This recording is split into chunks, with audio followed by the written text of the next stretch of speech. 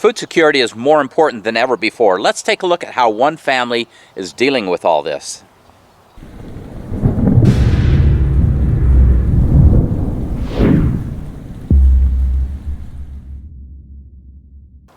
Hi, I'm Jonathan, the Provident Prepper. I'm here with Robert and Bonnie today in their garden, and this is amazing. Let's take a little tour. Let's take a little tour, and Robert, tell us what you've done here and how everything fits together. Okay. Well, we decided to put beans in the ground just because this is probably one of the main things we actually bottle. So we like to do a lot of beans. We've actually already got, I think, 30 quarts out of this year. Wow. And they need to be picked actually today. So yeah, it looks like there's a lot of good ones on there. Yeah. And we did potatoes. One of my favorite things to grow is potatoes.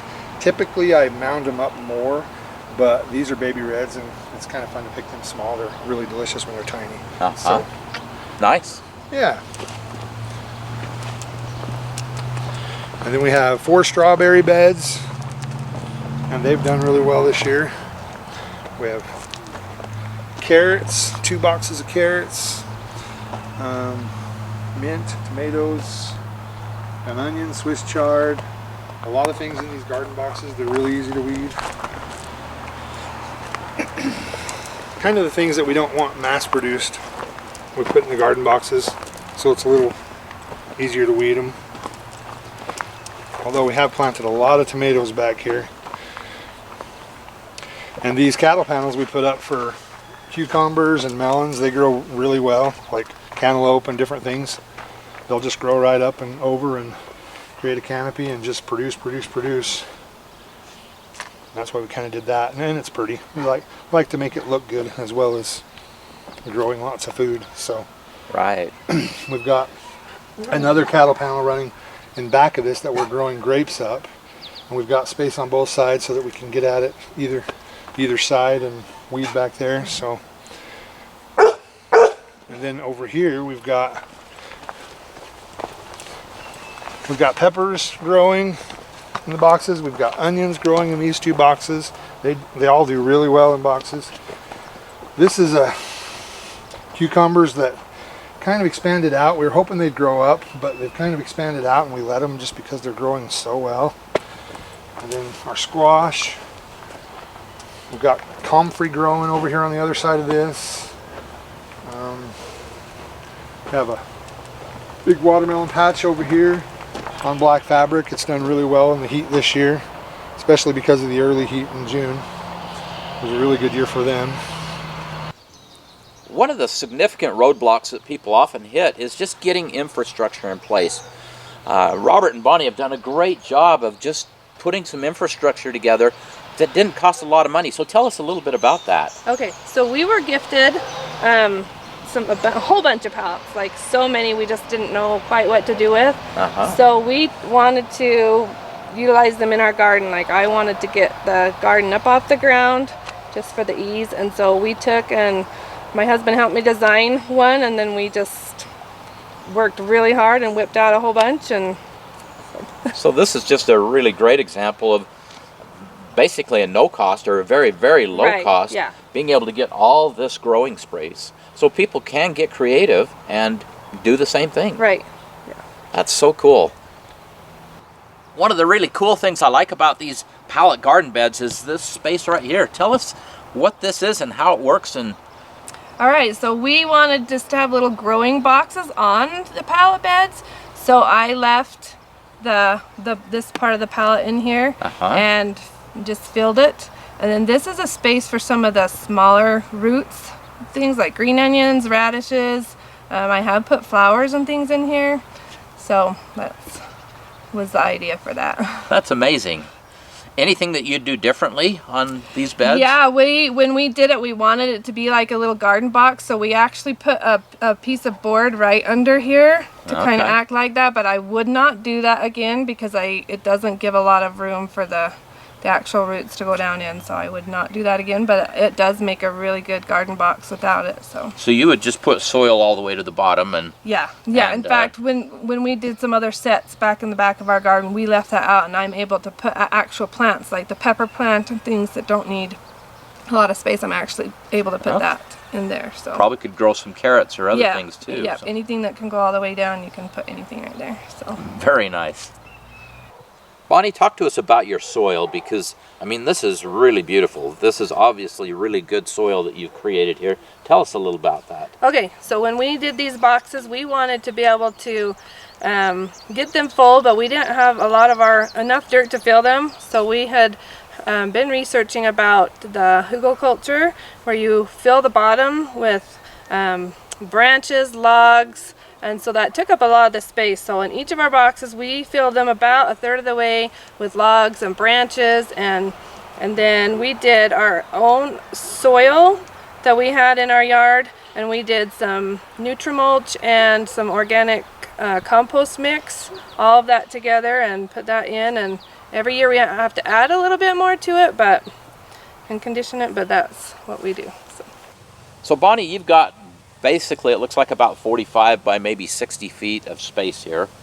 Tell us a little bit about how many people this could feed and how much time it takes for you to maintain it. Okay, so we actually are almost empty nesters. All of our kids have grown up, but this is way more than we could ever use. And so our idea is to help feed our grown kids that are out and they don't live in places where they can do gardens. So we try to just throw as much in here as we can. We help our parents, some of our siblings, let them all come and get produce. So we feed quite a few people out of this garden in this space. We come out in the morning about 3 or 4, I don't know, just 3 or 4 times a week, about 15-20 minutes, just to help just hurry up and pull out the weeds out of the bed and off the ground, and a little bit of hoeing and watering. And so it really doesn't take that much time. That's amazing that it's to a point where it just really takes very little time. That's another impediment that I think a lot of people hit as well. How much time is this going to take? And this really doesn't take very much time to have a beautiful garden that's very productive. Yeah, that's what we found too. So. Another very critical component of your garden is your watering system. Your watering system can make a huge difference on how long it takes to maintain your garden and how much water you're using. So tell us a little bit about your watering system. So we didn't have an actual sprinkler system set up in our yard. So we got these battery powered systems at Lowe's. They're like $50 and you can junction 4 different lines off it.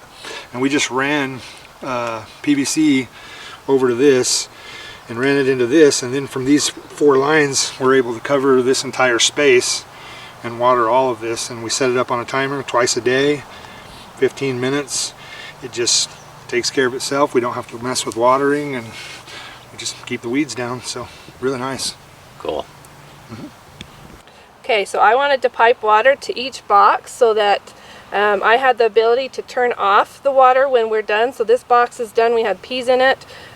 We wanted the ability to turn it off so that we could help conserve water when it wasn't needed to be used. So now we're looking at a garden box. This had peas in it. They're all done and gone, so they're out, so you can see the lines. So Bonnie, tell us a little bit about this system. Okay, so I got some drip line with emitters in them. I'm not sure that I would do these again. They seem to get hard water clogged, and then and sections of them stop working, and I've just came in and some of the places, so like this part of the pea box was thriving and this end wasn't, because they weren't getting down through here with the hard water that had built up. So we just started plugging in just some little sprinkler things to help cover this area over here. But I don't know that I would do these again because of the hard water problems with them. So. Okay. Well, this is amazing.